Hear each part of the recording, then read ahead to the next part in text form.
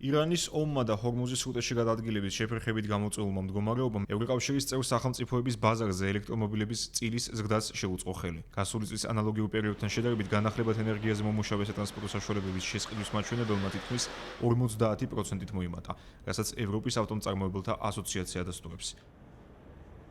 მათივე ცნობით, ბენზინისა და დიზელის ტიპის საწოლზე ფასნამატის სულ უფრო მეტად უბიძგებს მოსახლეობას არჩევანი ან ეკონომიურ ავტომობილებზე შეაჩერონ, ან დატენვანზე.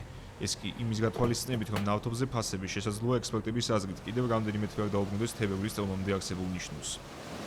მდინარე წლის იანვარ-მარტის მონაცემებით ევროკავშირის მასშტაბით ყველაზე მეტი რეგისტრირებული ავტომობილი ჰიბრიდულია, რასაც მოყვება ბენზინის ძრავზე მომუშავე სატრანსპორტო საშუალებები, თუმცა გასულ თვეებთან შედარებით სტატისტიკა ელექტრომობილების სასარგებლოდ იცვლება.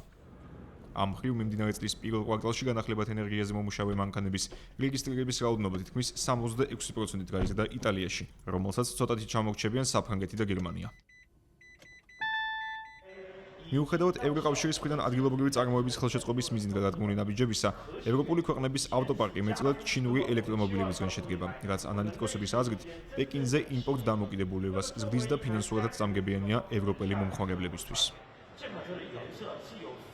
ჩინეთი კი თავის მხრივ სულ უფრო მეტად ცდილობს სათავისოდ გამოიყენოს მსოფლიო გეოპოლიტიკური მდგომარეობა და ენერგობაზარზე არსებული ვითარება, სხვა ქვეყნებში საკუთარი წარმოების ელექტრომანქანების ექსპორტისთვის.